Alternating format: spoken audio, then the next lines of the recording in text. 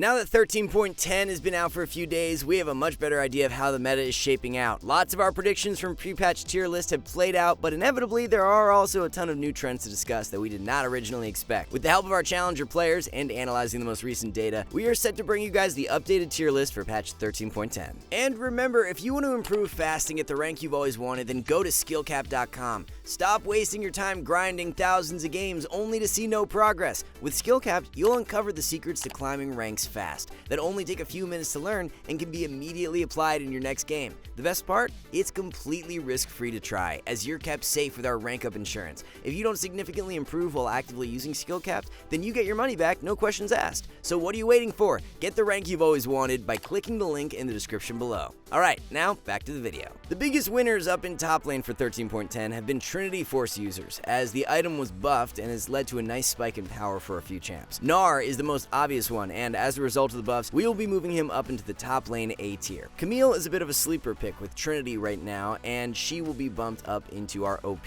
tier. Yorick is performing amazing with Trinity Force as well, and he will be moving up, joining Gnar in the A tier. Jax is quite underrated with the item, as Trinity users are winning about 2.5% more than Divine Sunderer users. We expect Trinity to remain under the radar on these champions for a while, but don't be sleeping on it if you play any of them. Divine actually saw its percent health damage nerfed this patch, so unless the enemy comp has 2 or 3 champs who will be stacking health, picking up Trinity on the champs we mentioned is really great value now. Other than that, the top lane meta has remained quite stable for 13.10. Our OP tier does look a bit different, as we are shifting Camille and Malphite up into the OP tier, joining Ornn and Olaf. If you guys are playing Olaf this patch, definitely look to be abusing Stridebreaker instead of Jockshow. Stride is actually outperforming Ravenous Hydra as a rush item on Olaf now due to the buffs it got. Speaking of the Stridebreaker buffs, we have made one other adjustment as a result of them, and that is moving Garen up into the S tier. Especially for gold and below, Garen is a phenomenal pickup in 13.10. He can actually run the buff Trinity Force as well in certain situations, so regardless of what mythic item you buy on Garen, both were buffed in 13.10. Our top 3 low elo top lane picks of the patch include Malphite, Mundo, and Garen. A few of the most ban-worthy top laners are Fiora, Ornn, and Malphite. The demotion of Kraken Slayer from a mythic to a legendary item has hurt Kindred quite substantially, as they're just not seeing great success with Rageblade. As a result, Riot has decided to issue a few hotfix buffs to help them out. Health growth has been increased from 99 to 104. AD growth up from 2.5 to 3.25. E max health damage is up from 15 scaling to 65% to 25 scaling to 75%. Now, if you're looking to play Kindred, it's definitely crit builds that are going to suit you better than on hit. We expected Rageblade to perform better on Kindred, but it's got an abysmal 45% win rate. On the other hand, Stormrazor is popping off as a rush item on many ADCs, and Kindred is no exception. We mentioned in our pre-patch tier list that these energized builds could see some play due to their crazy upfront burst power, and that is what's actually seeing the most success on Kindred. Storm Rush into Gale Force 2nd and Rapid Fire Cannon 3rd is the build you should try if you're playing Kindred in 13.10. As for Kindred's tier list placement, they are definitely on the weaker side due to the item changes, so we'll be shifting them into an average B tier position for now. One other jungle champion who's seen a drastic shift in power due to the item changes has been Bel'Veth. Kraken was such a big part of why Bel'Veth was so good, and the fact it's now a legendary has hurt her quite a bit. Despite Kraken performing much weaker on Bel'Veth this patch, it's still outperforming all other rush options, which goes to show just how important of an item it is for her. Kraken Rush into Rageblade 2nd is the 2-item core. However, unless you're a Bel'Veth main, there are many better jungle options to choose from now, as she will be placed in the B tier. Master Yi, just like Bel'Veth, has not been liking the adjustment away from Kraken as a mythic and moving over to Rageblade. We were optimistic that Rageblade becoming a mythic would be net positive for Yi, but analytically that has not been the case in 13.10. Yi won't be moving as far down the tier list as Kindred and Bel'Veth, but he will be dropping from S into A tier. So other than those 13.9 Kraken users seeing a dip in power, the rest of the jungle meta is quite similar to last patch. Kha'Zix is going to stand alone as the #1 carry jungler, as he's become even stronger this patch due to Ghostblade becoming a mythic. Ghostblade being a super broken lethality pickup is something we were correct about in our pre-patch assessment, and any jungler that can abuse the item is super strong. If Ka were not extremely broken, you could definitely argue a spot for Hecarim in the OP tier, as the new Ghostblade is fitting in perfectly on him. Rengar, Graves, Talon, Rek'Sai, Shaco, and Kayn are all champions you need to be abusing Ghostblade on in 13.10. Speaking of Rek'Sai, we noted in our pre-patch tier list that she would likely see a drop-off in power with Prowler's Claw removed, and even though that has been the case, she's actually not as terrible as some may have thought. To be honest though, the new Ghostblade is just so broken that any champ who can use it is getting a bit inflated right now, so if Riot were to nerf Ghostblade, then Rek'Sai would definitely fall further down the tier list. For now, she finds a respectable spot in the A tier though. Our recommended picks for low elo out of the jungle include Amumu, Vi, Vi, and Nocturne. A few champs who should be banned a ton in 13.10 are Evelynn, Kha'Zix, and Hecarim. Moving on to the mid lane, let's start off by looking at a few champs that have seen a decline in strength, starting with Yasuo and Yone. Shield Bow, no longer a rushable item, has really hurt the viability of these champions. You're so much more squishy and punishable now that you actually need to carefully pick and choose your openings. Honestly, this isn't necessarily a bad thing, but it has without a doubt increased the skill required to play Yasuo and Yone at a competitive level. Some hotfix buffs have already been released for both champs, so let's break them down. Yasuo has had his health growth increased, passive shield increased, and wind wall cooldown reduced. All three of these changes aim to give back a bit of durability lost from not being able to rush shield bow. As for Yone, he has been treated with a base armor buff, health growth buff, W cooldown has been reduced, and W shield is up as well. Like the Yasuo changes, no damage being added, just extra durability. Now, with shield bow no longer a rushable option, what should you be building in 13.10? Static Shiv and Infinity are both performing quite poorly right now and are more bait items than anything. The build you're going to want to try in 13.10 consists of rushing Gale Force and going into Bloodthirster second. The reason Gale Force provides so much more power is due to its passive damage now scaling off of crit. Since Yasuo and Yone gain bonus crit from their own passives, they have much better synergy with this new Gale Force than the majority of champions. You're kind of playing Yasuo and Yone more like burst champions now instead of like a sustained damage fighter. It's definitely a shift in playstyle that will take a while for players to adapt to, but it's the style leading to the best results in 13.10. If you guys want to learn more about Yone, our Master in Minutes course has just been uploaded to our website that can really help you out. Even though both champions have sub 46% win rates at the time of making this video, and that would usually lead to a C tier rating, because most players are building the champions wrong, we don't think they're as weak as their win rates suggest, especially after these buffs, and if built correctly, Yasuo and Yone are around that B to A tier level right now, and we will be placing them in B for the time being.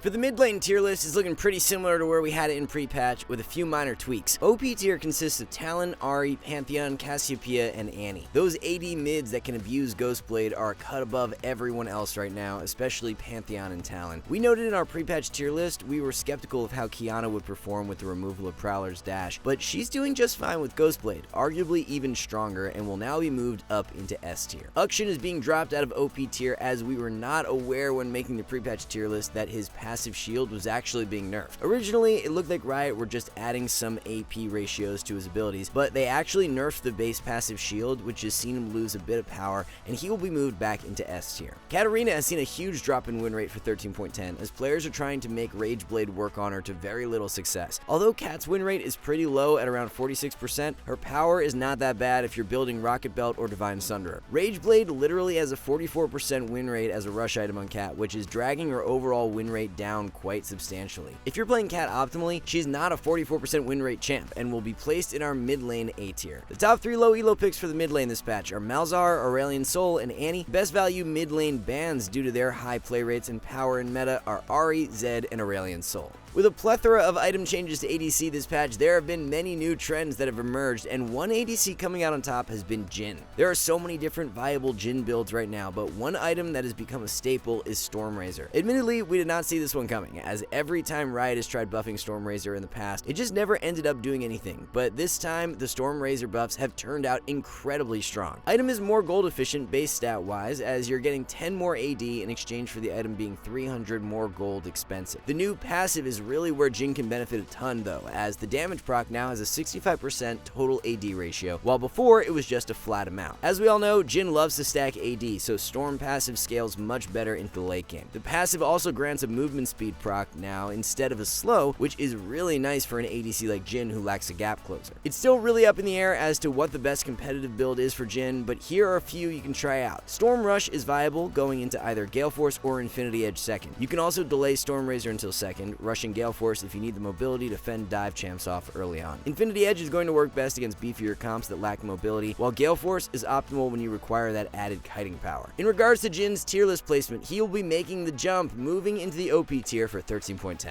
For the ADC tier list, we have a bunch of changes to discuss. OP tier will feature Jhin, Karthus, and Kog'Maw. Kog is thriving with the Rageblade changes and stays on top of the ADC meta in 13.10. With Jhin moving up and Jinx not loving the changes as much as him, we are shifting her from OP into S. Jinx is still a great pick, but relative to Kog and Jhin, just not on the same level. Xayah and Lucian are really interesting ones because we initially expected them to become a bit weaker this patch due to Quick Blades and Gale Force no longer being purchasable together. That thesis has been thrown out the window though, as Stormrazor has swooped in and saved the day. Stormrazor is an amazing rush option on both Xayah and Lucian, and has actually made them even stronger than before, both being S tier picks. Miss Fortune is super nuts right now with the lethality setup, being able to abuse the new Ghost Blade, so she finds a spot in the S tier as well. For the first time in ages, we are actually moving Aphelios out of the solo queue C tier. Aphelios is loving the new Stormrazor and finds a spot in our B tier. So those are a few champs who have moved up the tier list, but what about the ones who moved down? Other than Kog and Twitch, Rageblade ADCs haven't actually been performing too hot. We had high hopes that Vayne would find good success this patch with Rageblade, but she's seen her win rate drop a whole 4%. Kalista was always a pretty bad solo queue ADC, but she has also become even weaker due to the item changes. Samira, being an ADC who's very reliant on shield bow, has seen a dip in power this patch as well, and has been moved into the B tier. Our top 3 ADCs to climb low elo the fastest include Jhin, Miss Fortune, and Jinx. Jinx, Kog'Maw, and Jhin are a few ADCs worth a ban. It's the Echoes of Helia takeover in 13.10, as enchanter supports who synergize well with the item are seeing amazing success. Sona is the one who stands out above the rest and will be moving from S into OP tier as a result. One item change for support that we think is flying a little under the radar right now is Radiant Virtue. Radiant Alistar especially is looking super strong in 13.10, with the item now being much cheaper. Support meta is primarily dominated by enchanters right now, but when it comes down to melee supports, Alistar along with Rakan are looking like two of the better options. For the complete support tier list, OP tier is looking like Sona, Rakan, Janna, Blitzcrank, and Melio. There's only enough room for so many champions in the OP tier. With Sona moving up, it's pushed Senna down into the S tier. If you're not building Echoes of Helia on your enchanter this patch, you're either building them wrong or playing a weak enchanter. Nearly every single enchanter is actually liking Echoes of Helia better than alternative options. New Moonstone is really not performing great at all on picks like Soraka, Yuumi, and Seraphine, as they are better off just building Echoes of Helia. The only exception is for enchanters that can build Shirelias, as Melio can swap between Echoes of Helia and Shirelias depending on the game. Same thing goes for Lulu, as Shirelias and Echoes of Helia are performing nearly identical stat-wise right now. Key takeaway from the support role for 13.10 is that Echoes of Helia is OP, while Moonstone is a bit underpowered. The best low elo supports of the patch include Heimerdinger, Melio, and Zyra. Rakan, Blitz, and Melio are 3 of the best value support bans. And if you want to improve fasting at the rank you've always wanted, then go to SkillCapped.com.